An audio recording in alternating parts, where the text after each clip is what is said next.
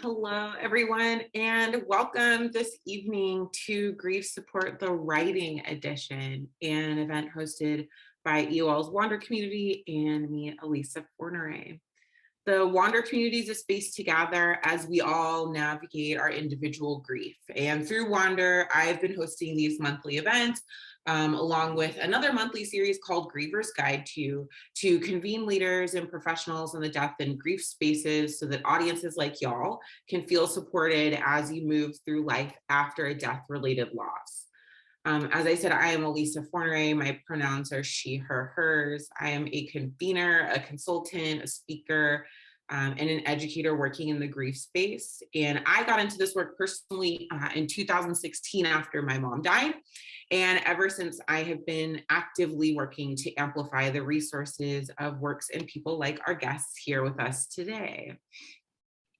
Before we get started with our conversation, just a couple of notes. I would like to honor and say that I am operating my business here on Kauai and Tonga land in Southern California, and I'm here tonight in acknowledgement of the privilege that I have every month to be sitting in this office on this land that I do not own, in this home and on this earth. And if you'd like to learn more about where you're taking up space and calling in from today, Kaylee, the wonderful Kaylee, who is here with the EOL team for us, has dropped a link in for nativeland.ca. In addition to that, just housekeeping wise, you're welcome to throw questions in the chat throughout, and we'll be answering them throughout as we get to them. We'll also be able to answer anything at the end as a group. So you can put those into the chat or the Q&A feature. Because this is a Zoom webinar, you won't be able to turn on your camera or unmute your mic so that we can hear you, but any questions that come through, we will be watching for them and answer them as a group. And then just so you know, this is being recorded and will be available as a recording after. You'll be able to find more information about that in a follow-up email that we send and on the Wander community page, which we also just dropped a link to. So on the other side of all of that wonderfulness, today we are here to talk about writing and grief. And I am excited to talk about this topic because I started my work in the grief space after getting my degrees in writing.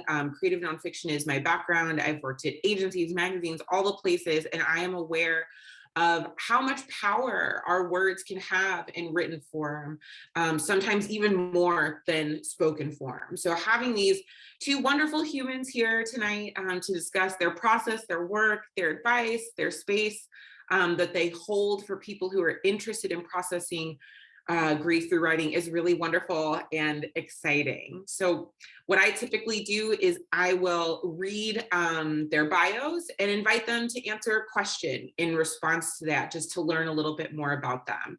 And the question that I'm posing to y'all tonight, the two of you, is how did you get into working with writing as a means to process grief, whether it's your own or holding space for other people? And on that note, I also invite our audience, whoever's here today, to do the same. If you write about your grief, tell us about it. Let us know how you got into this space and this work as well. So I'm going to start with Michelle. Michelle, thank you for joining. Michelle Williams, pronouns she, hers, is the co-founder and managing director of Being Here Human. She holds a master's degree in social work and has many years of experience, both personally and professionally, supporting bereaved individuals and those at the end of life. She's been involved with grassroots organizations supporting communities who are living with housing instability, food insecurity, addictions, and inadequate access to mental health resources. She has professional experience in the child welfare system, witnessing firsthand the harm of systemic racism and oppressive practices on marginalized families.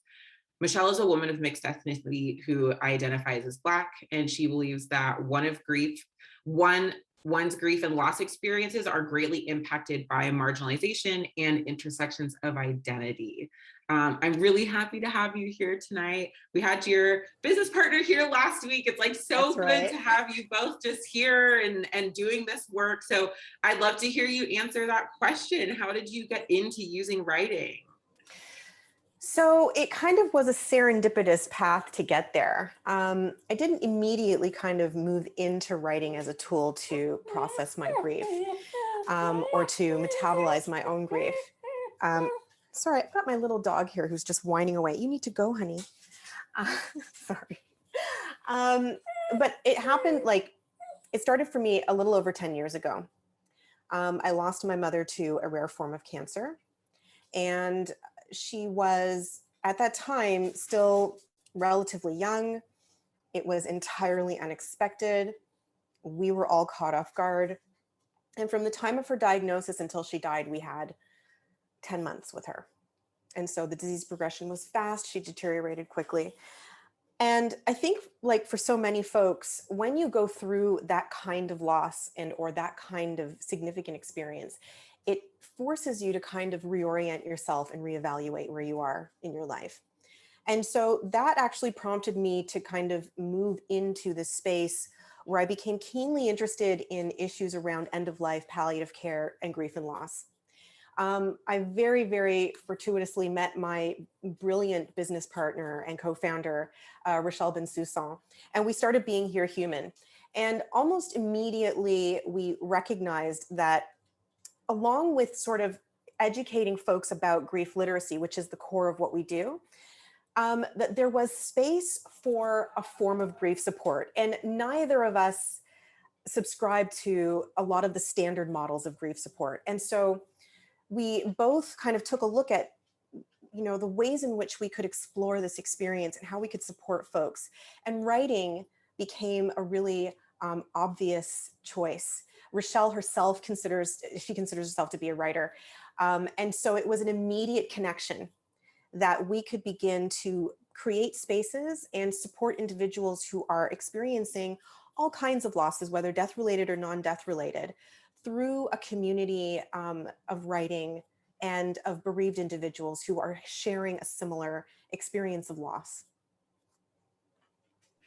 Thank you so much. Thank you for sharing about how really like starting the work and then identifying a gap, and saying, like, we're going to do this. We identified the fact that this is needed. We'll put it together and make sure it's accessible for people. Because that's one of the things that I love most about your work is how accessible it is. And so we've pasted all the links to Being Here Human's work in the chat. And I'm going to introduce Naila now. So Naila Francis, thank you for joining tonight. Naila's pronouns are she, her, hers. And Naila's a writer, grief coach, death midwife, and ordained interfaith minister. She holds space and offers rituals for people at many of life's sacred thresholds, from birth and marriage to death and other transitions. And she brings a compassionate presence and open heart to all she does. And you'll feel this tonight. For many years, she worked as a journalist before finding her way to the work of companioning others through grief and dying after suffering several personal losses in her own life, including the death of her own father. And so Naila, I'd love to have you answer that question. We had you here recently in a piece, in an event that we did about therapy, and I'm just really excited to have you back. And yeah, I'd love to hear just quickly about, how you started using writing as a part of your work in your life. Yes, thank you. I'm excited to be back here and be part of this conversation. And so, like you just said in my bio, for many years, I was a journalist. So writing has always been just a part of my life and what I do. And while I was a journalist, I had my own column at the paper where I worked called Life in La La Land, which was just based on my life. I would just tell stories about my life in that column. And when my dad died, so he was in St. Lucia, I am here in the Philadelphia area. And so I went to St. Lucia to be with him as he was in the hospital dying. And the day that he died would have actually been the week where I should have been writing a column for the paper. And I didn't think, obviously, that I was going to do that. Like, in that space, I was just like not really thinking about work. But I remember the day that he died and not being able to sleep that night. And I actually sat down and just started writing a column about his death and what it was like to be there at his bedside in the hospital when he died. And I sent it off to my editor. And I was like, I know you probably weren't expecting this. I wasn't either, but I just kind of felt like I had to write it. And so it ran in the paper while I was still in St. Lucia. And that was really therapeutic for me. And so I actually spent a lot of my column space. I think I was at the paper for maybe 2 more years after he died. And I wrote a lot about my own journey of losing my dad. And the year before my dad died, my mom's partner had died. So I also ended up writing more about that and just like what the loss was like for me, what I was experiencing, what holidays were like. And it was so therapeutic that when I ultimately decided to become a grief coach, it just seemed natural that writing would be part of that as a tool that I offered to people. And I also really, really love poetry. I've always been a huge, huge fan of poetry.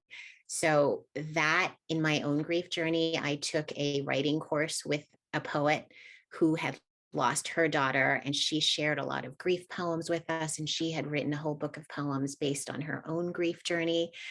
And so I also thought, there's the writing that you do kind of like as a direct response to your grief and your story. And there's the writing that comes from like reading a poem and like, what do you see about yourself reflected in that? And how does that inspire or prompt you to think about your own grief? And so I kind of offer both. I have been doing writing Wednesdays on Instagram, where I usually offer a poem and then some writing prompts based on that poem. But then also with my clients, a lot of times I will just give them writing prompts either mid-session or at the end of the session based on like where they are in their journey and what they share with me. Thank you. And I'll make sure that I'll pull up one of your prompts, and we shared all of your links and people can find those Writing Wednesday prompts on your Instagram. One of the questions that I had that I think is pretty natural from both of your, introductions of your work is, what can writing as a method provide us that other types of support, therapy, outlets, ways of processing our grief, like what can it provide us that those can't? What is different about processing our grief through writing than talking to someone that's a family member, friend, therapist, etc.? I heard a little bit from both of you about that. So I want to open with that tonight. So I think that one of the differences for me anyway, because when we run our writing workshops, Rochelle and I, and we have other facilitators who join us to facilitate them as well, is that we also write our grief. So every time we run a writing workshop, I also have an opportunity within the community of our participants to explore my own grief experience, my own loss experience. But I think what makes writing it so unique is that when you have the opportunity, and this is from my own personal experience, when you have the opportunity to sit down with pen and paper, or when you're confronted with your blank screen, there's a process that takes place in your mind that I think is different than what happens when you verbalize that grief, when you are actually speaking to someone about it. I also feel that, and I think this is true for many of our participants from what we've observed, is that there's kind of like the filter is gone, so all of a sudden many things that wouldn't have been spoken are written instead, right?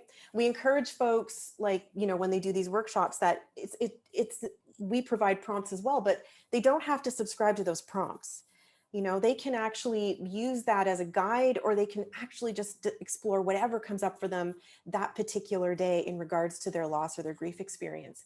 And I think that, when you don't have the barrier sometimes of verbal communication, when you're not sitting across from another person where there may be a feeling of potentially judgment or misunderstanding, or, so many things that kind of come with interfacing with another individual when you are trying to express something that's very deep and profound for you. Those things are gone when it's just you and the paper and the pen, right? It's you with yourself, and the sense of restriction, that sense of inhibition for many folks is lifted.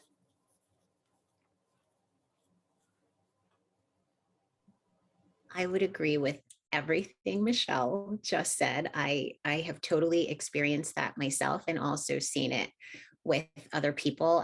I have also done writing groups, mostly for my church. I've done grief writing groups, and I have seen that where people who actually don't share about their grief at all, or wouldn't go to a traditional grief group where it's sitting around in a circle and sharing out loud, will come to these groups because they like sort of the anonymity of sitting before a blank page and being able to say whatever they want to say. And I often just feel like writing allows us to hold what we aren't able to verbalize out loud, and often sometimes what we didn't even know we needed to say.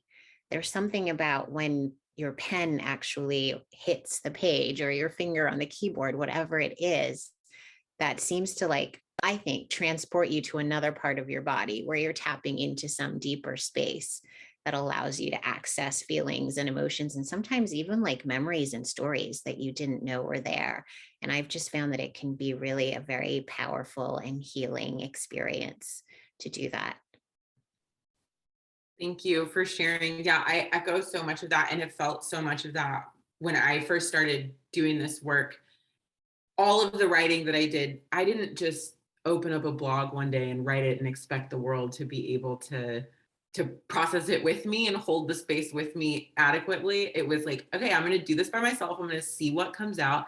And so many things still come out that I would never say to anyone in a lot of cases. Like, I hold that stuff in a separate folder or in a separate notebook somewhere on my phone, but getting it out and having the space that is private and safe and just completely fluid to articulate those things is so special. So I'm curious, for people in the room, and I invite again anyone to ask any questions, and I'm going to ask one on behalf of anyone in the room who might be saying, oh my gosh, this method of writing through my grief sounds really great, but I've never done it before. Where do you encourage people to start when they have those griefy feelings coming up, and they think that writing might be a process? Like, maybe you could take us through your process or how you run some of your work.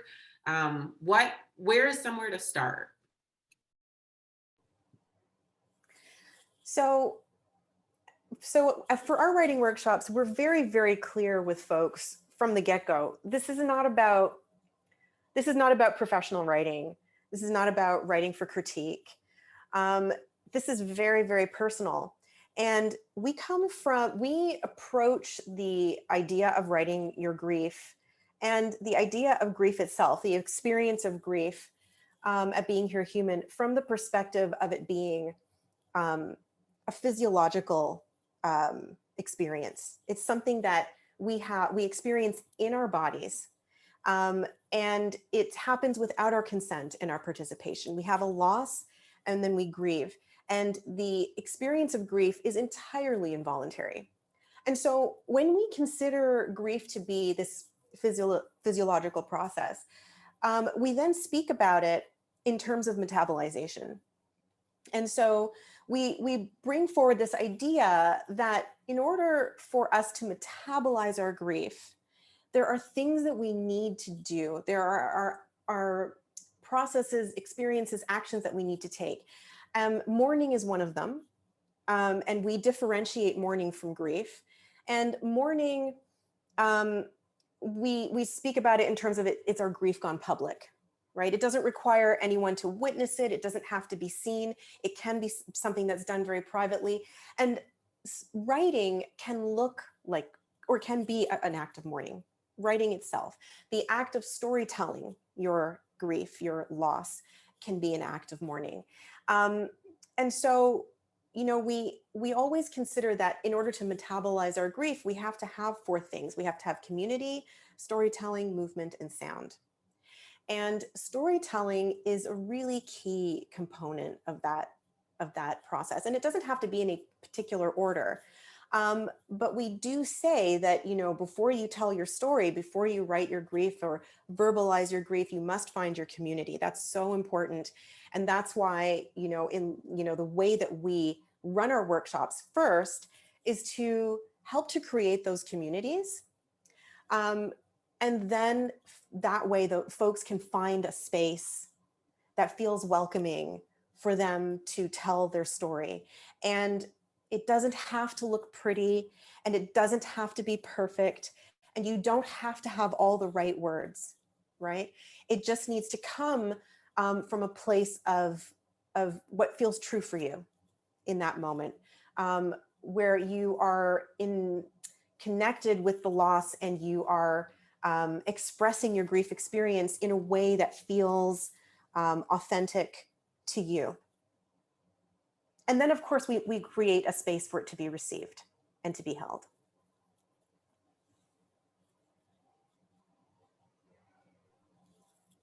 Yeah, I love that idea of creating a container with community, because I do think it's important to have spaces where you feel safe and where you feel seen and can express your grief. I also think if you're someone who just, if you're a journaler, or if you're someone who's like looking just to do this on your own, reading poetry about grief, reading books about grief, and just kind of noticing after you read a poem, just take a pause and like, how did those words land in your body? And notice, you know, the sensations in your body. Notice if there's like a story that you remember because of a certain line or something that the poem expressed that you were like, oh my gosh, that's exactly how I was feeling, but I didn't know how to say that myself. And that can kind of be an entry point into writing. The other thing I really like is sort of timed writing exercises. So where you may set a timer for 5 minutes, 7 minutes, 10 minutes. I usually say no more than 10 minutes, but if you want to work with a prompt, like the thing I'm most afraid to tell you about my grief, and then just set the timer and keep writing, and just try, if you can, to keep your hand moving across the page.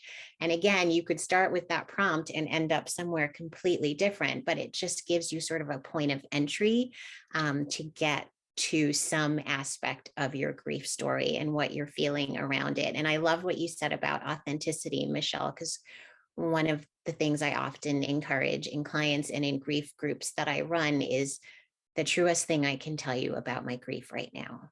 Because so many times, you know, especially in our grief averse society, we're not speaking the truth about our grief. We're stuffing it down. We're trying to be polite. We're worried about how other people are responding or reacting. And so I love just using writing to really access what is your truth. And again, not having to be a professional, not having to create this masterpiece, just like what is true for you right now that you need to get down on the page.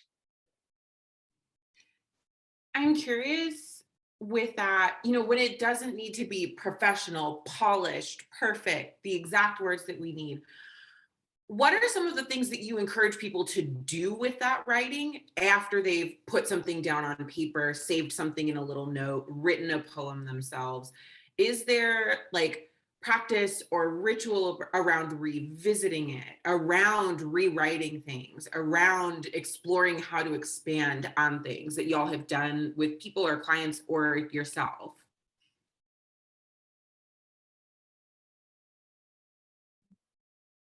I think some people I have actually encouraged, like, hey, you might have a book here, just based on like, you know, how much they're writing, how prolific it is, how just insightful. I think like other people may resonate with that.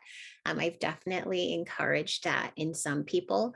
Sometimes I think it's just a matter of having like signposts maybe on your journey, like I wrote this when I was feeling this way, and this is what I noticed. And maybe if you come back to it the next week or a few weeks down the road, like what has shifted for you? And you may even, if it is a prompt that you're working with, go back to that same prompt and you write something completely different that kind of shows you either a different layer or perspective of your grief.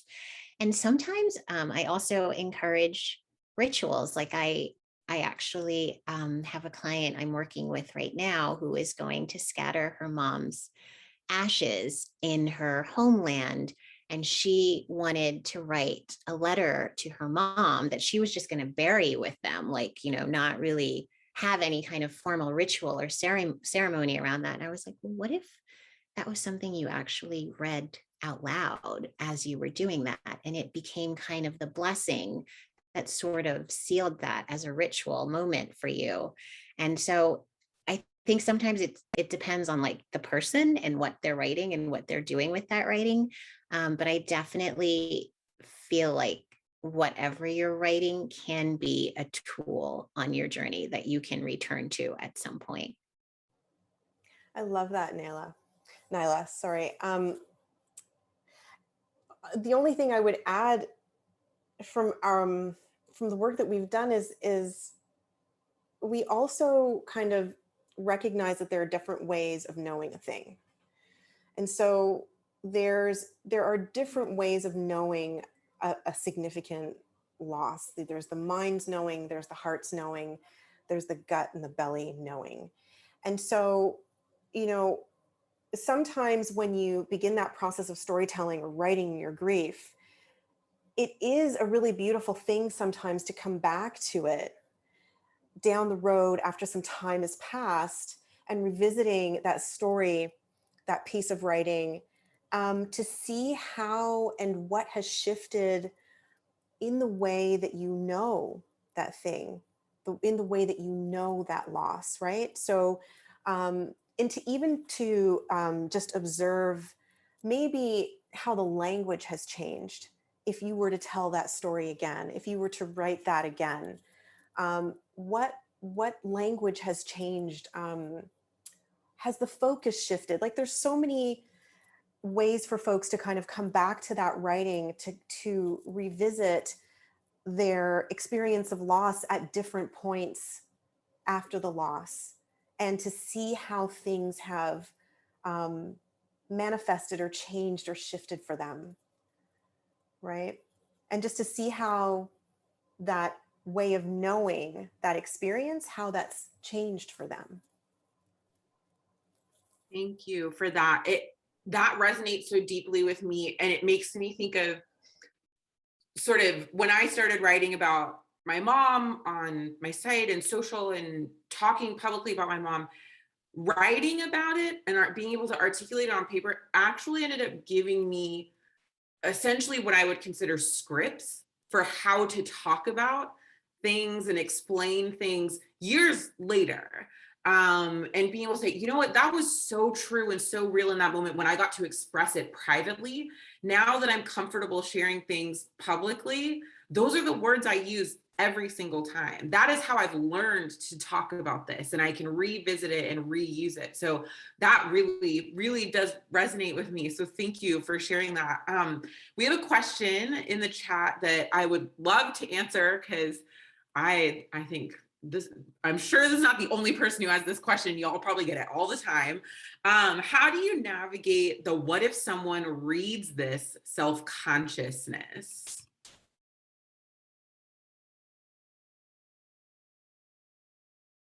That's such a good question. And so I think that kind of comes back to that whole idea of inhibition that we talked about earlier, that sometimes the way that we will express our grief, write our grief, is different from the way that we would verbalize that if we were interacting face to face with somebody.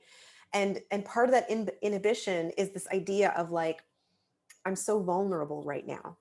So there's a vulnerability that comes with the entire experience. Grief in itself is a very vulnerable time for anyone. And so when you're that vulnerable and you're that raw, it is scary to expose yourself to other people and to what other people might think. And that is also true for one's writing.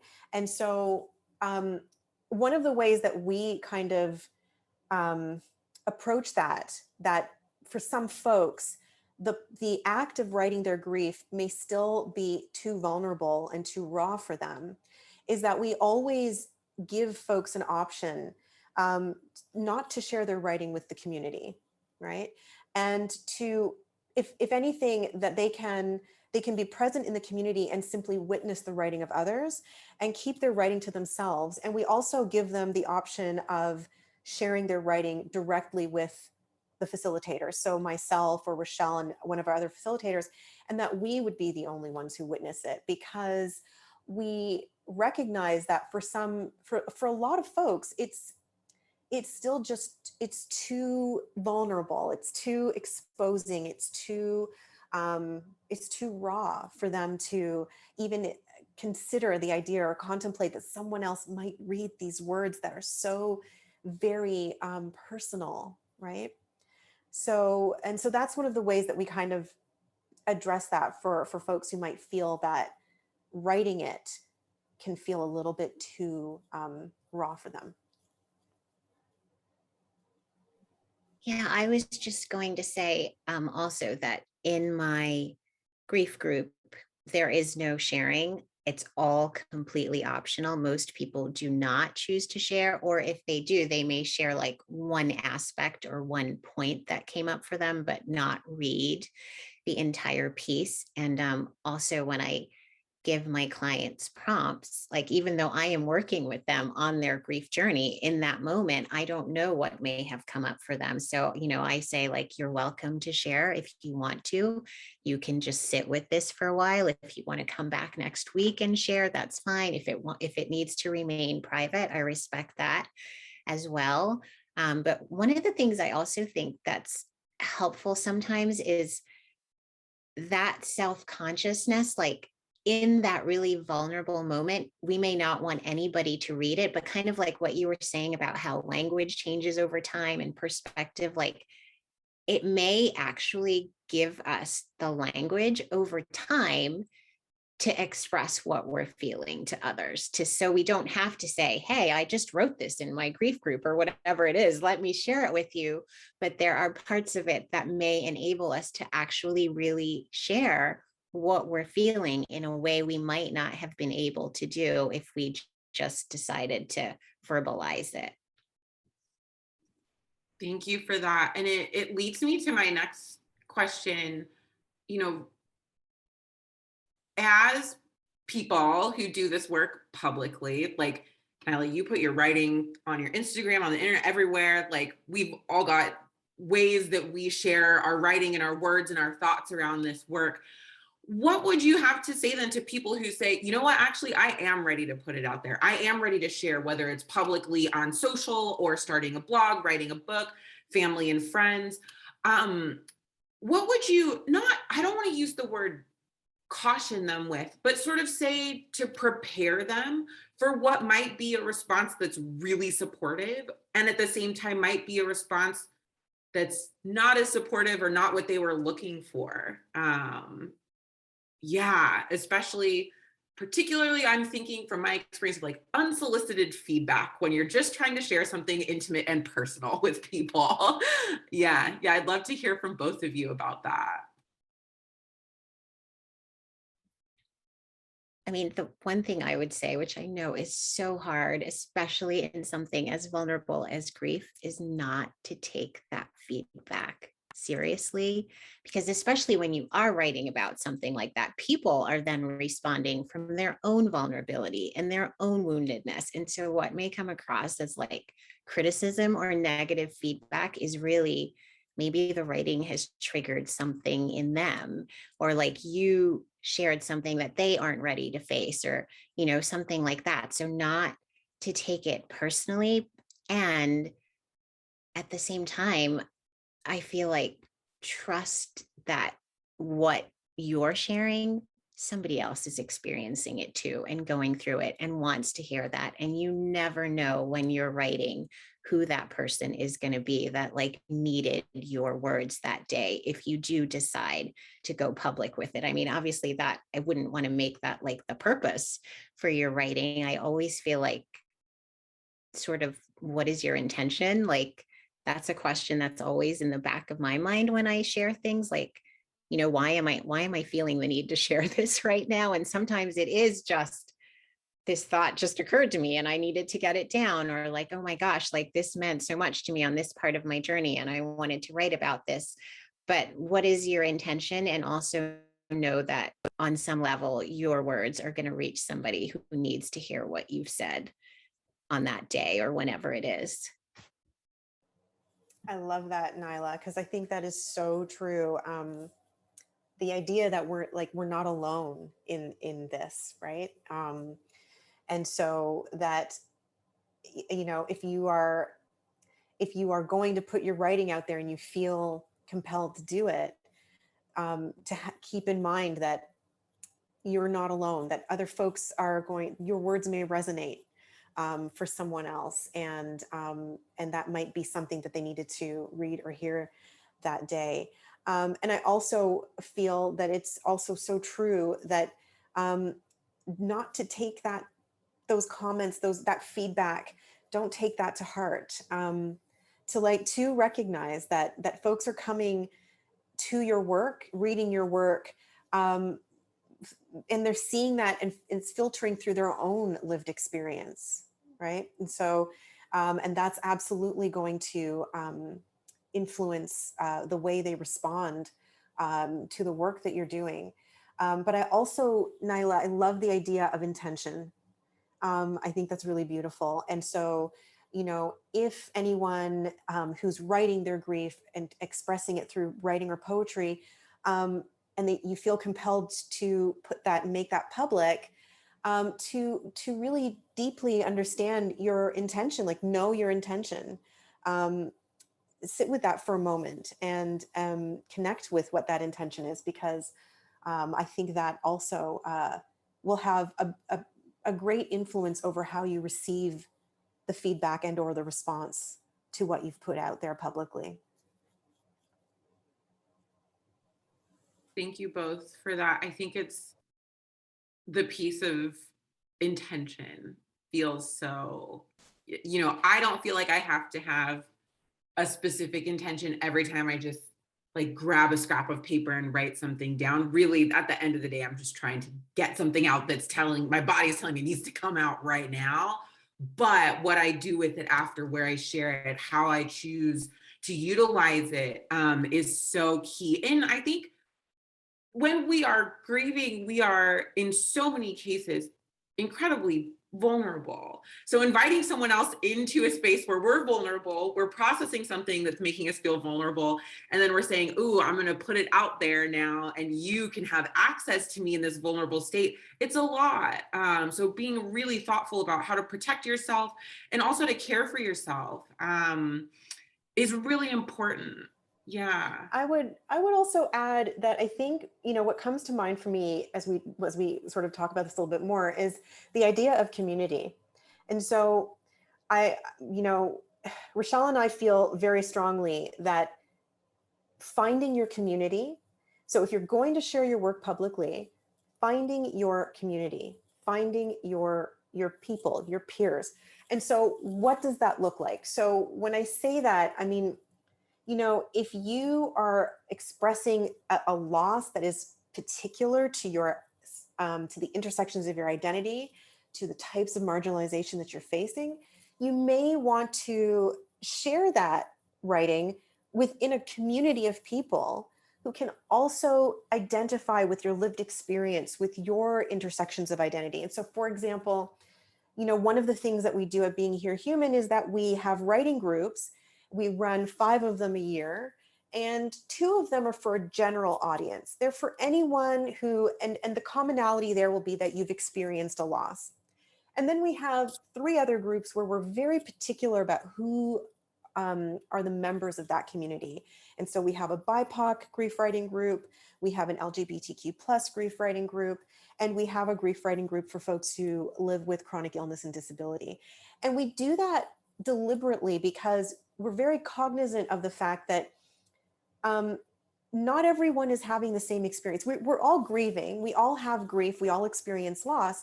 But the reasons we experience loss, our grief experience will be very different. And so it's not it's not always true to say that just because, everyone as human beings experiences grief and loss, that means that everyone should be, invited into your grief experience. That's just not always true. And so we've very much had folks who have said clearly, like, I'm having these losses. I need to only share this with folks who I consider to be part of my community, and whatever that might look like. And so we've sort of identified specific communities that we feel that we can actually, provide that support to. And then we make sure that those communities are, that they're made up of a group of people who actually have a similar lived experience, intersections of identity and marginalization. Thank you. I don't know if did you see the question that came through the Q&A? Oh, no. Because you just answered it 100%, I think. No, I'm actually not looking at the chat. The person asked, and maybe you have anything, if either of you have anything to follow up with, and I can ask this as our last question, and then we'll wrap the night. But I think this is a really good question, because when we talk about community, there is figure out who is our community, and then how do we leave this conversation and say, great, I'm ready to start writing and sharing with those people. How do we find them? This person said, as you said, it was a key part of grieving. So can we do this through Instagram, online, through our actual community, the people that we know, our neighbors? So like, what sort of nugget or guidance or advice would you give to people who are ready to go and find and build a space or a community to help them start writing through their grief? And I'll leave that as our last question for the night to both of you. I would start sort of where you are, like, look around at your circles, at your life. Where are the spaces that you feel safe, the spaces where you feel connected? Like, notice who are also the people that you have been able to share some of your story with, who have been able to hold that space for you and not try to jump in and fix, or rush to share their own story and sort of override your own. Just looking at your life and seeing where are the spaces that may already be sort of a natural fit for you to create that community around your writing. Agreed. I 100%. I think that, one of the first things, and I think we know this innately, when we are seeking out spaces and outlets to share our grief, express our grief, we all kind of have an innate sense of where we feel safe. And I do think that is, a good starting point. And then I think, understanding, again, I think it does still come back to intention. I think you need to have a solid sort of connection and understanding to the intention as to, why you want to publicly express and or write that and share it. Because I think that will also help to guide how you find those communities and how you find those like-minded folks who have that lived experience, that you can relate to your intersections of identity, who can relate to the kinds of obstacles and marginalization you may be experiencing, whether just from the life that you live or from the challenges you faced in terms of the kinds of losses you've experienced, the way that you are able to express your grief. And so, yeah, I think that's sort of like where you have to start. Thank you both. I'll also just say, I think one of the things that I've found most powerful is, finding those people who are existing within my community, even if it's 2 people, and they're the only 2 people since my mom died that I talked to about, oh, I'm thinking this, I'm trying to articulate this, I'm trying to write this, workshop this, those people. And on the other end of it, and knowing the work that y'all do, the internet can be an incredible place to find people to connect with, whether it's in groups like what y'all run, just privately being able to access things like your, writing Wednesdays on Instagram. Like there are things that we can do that are in group and finding that community, and also expanding beyond who we know, which is why, we'll throw the links to y'all's work again in the chat. I'm going to pass it around to everyone in the follow-up email. And I just want to thank you for joining us tonight, for having this conversation. I think there was a lot of, and we'll write about this after, but like practical tips and takeaway, and also so much validation that like when you're ready to start writing, it doesn't have to be perfect. You can just start. You can find a space, you can find the tools, and you can start. So thank you both for joining tonight. All your info's in the chat. Thank you everyone who joined us tonight, and for your questions, and also just the support. Thank you, Kaylee, for running everything in the background. Always grateful for you and this opportunity to speak. And we will send around info about our upcoming events as well, which we'll be hosting through the end of the year. So thank you. Thank you everybody. so much. Yeah. This was lovely. Yeah. Yes, it was. Thank you. Thank you. Have a really good night, everyone.